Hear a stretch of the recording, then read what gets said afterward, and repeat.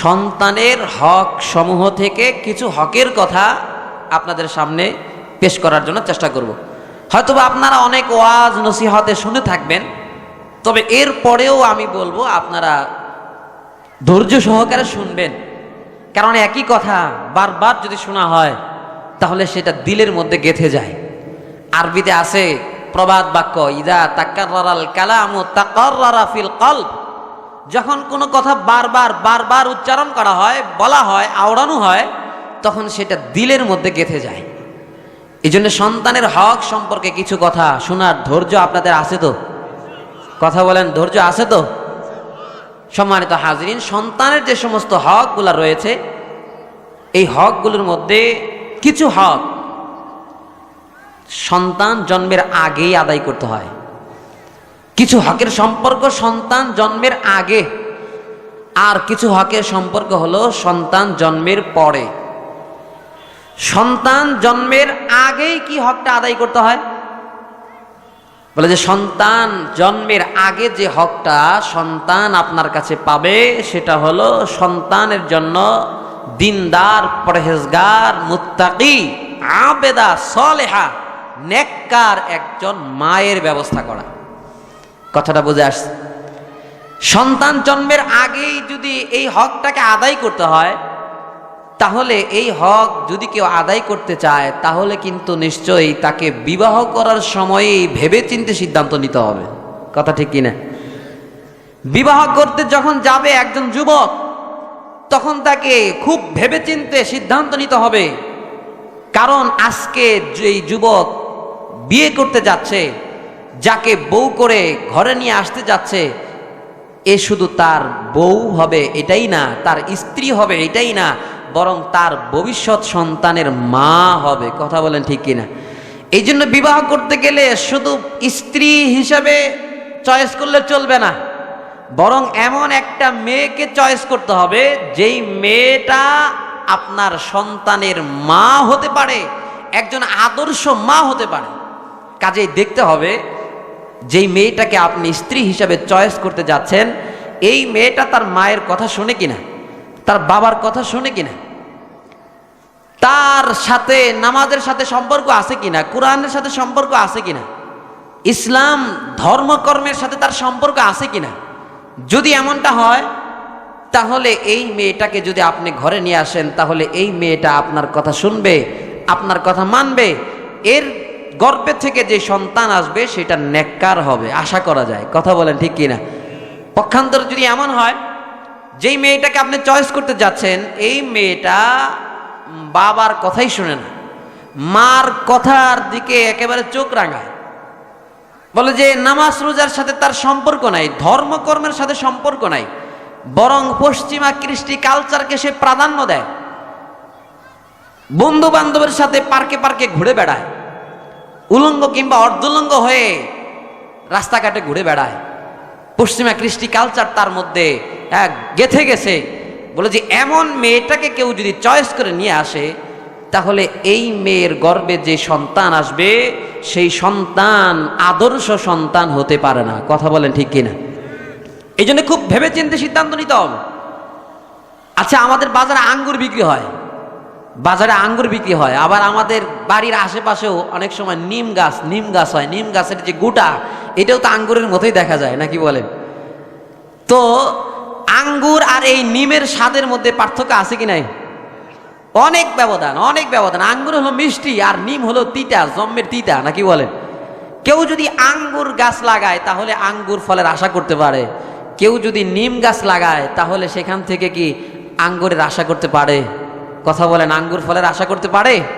আঙ্গুর ফলের আশা করতে পারে না।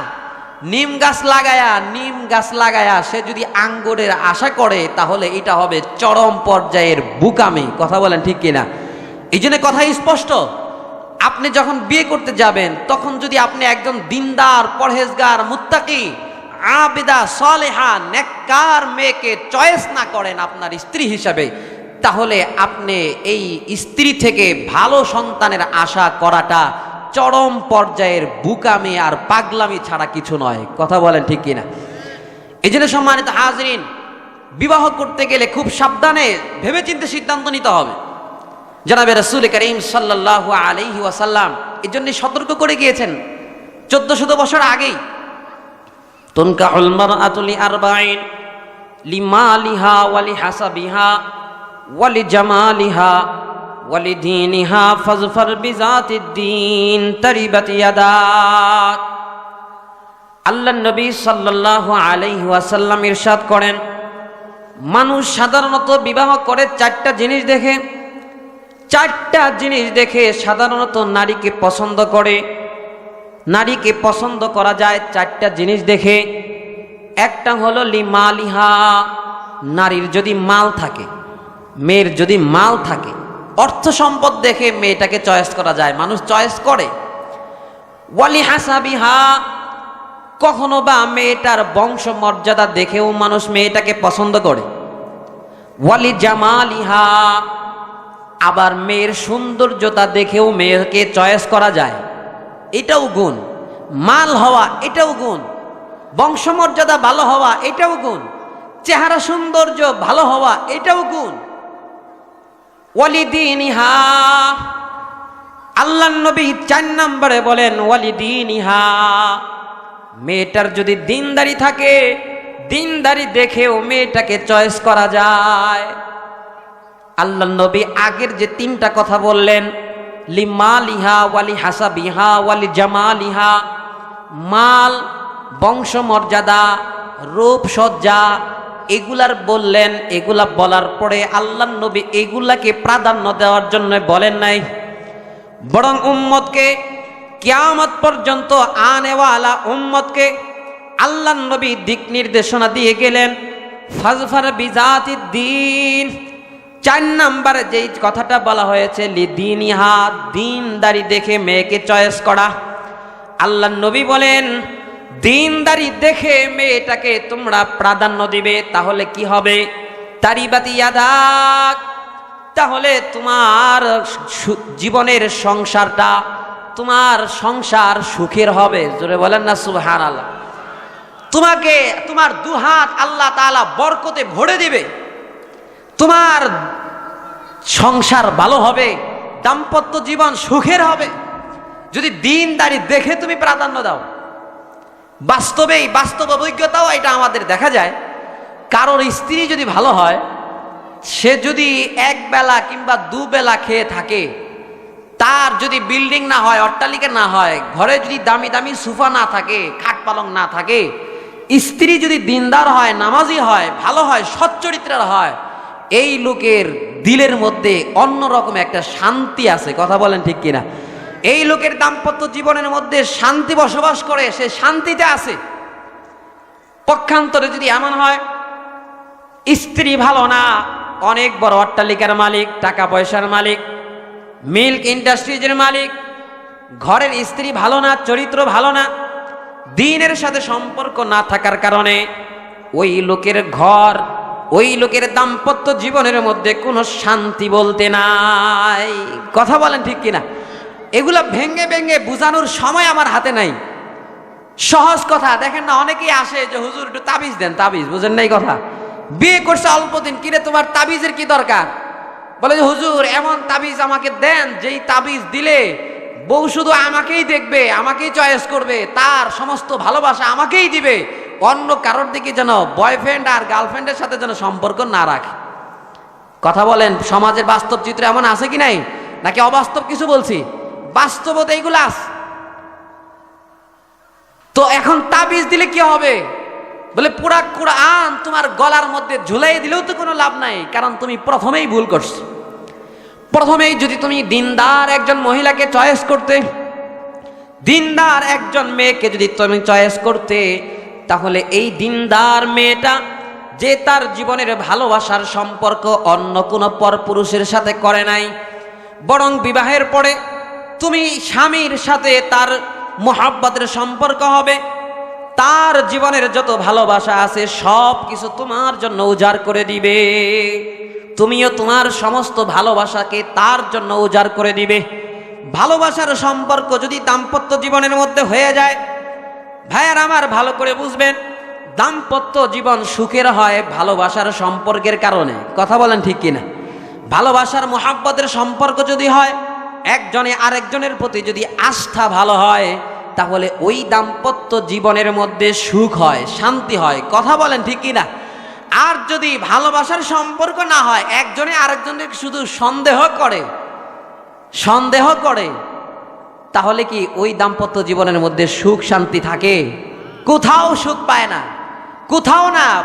বলে যে ঘরে আসলে অশান্তি, মূল জায়গায় তার অশান্তি, যার কারণে অফিসে আদালতে যেই জায়গাতেই যায় সব জায়গায় অশান্তি। বলে যে টাকা পয়সার অভাব নাই, ক্ষমতার অভাব নাই, তারপরেও তার দিলের ভিতরে শান্তি নাই। কথা বলেন ঠিক কিনা? এই জন্য আল্লাহ নবী বলেন, দুনিয়ার মধ্যে অনেক সম্পদ আছে, অনেক সম্পদ, তবে নেককার স্ত্রী এটা হলো অনেক বড় মূল্যবান সম্পদ। আল্লাহ নবী বলেন, খায়রু মাতাঈদ দুনিয়া আল মারআতুস সালিহা, আদ-দুনিয়া কুল্লুহা মাতা ওয়া খায়রু মাতাঈদ দুনিয়া আল মারআতুস সালিহা। আল্লাহ নবী বলেন, দুনিয়ার মধ্যে অনেক কিছু সম্পদ আছে। জায়গা জমি হওয়া এটা একটা সম্পদ, জায়গা জমি হওয়া, জায়গার মালিক হওয়া, মিল্ক ইন্ডাস্ট্রিজের মালিক হওয়া, এটা একটা সম্পদ।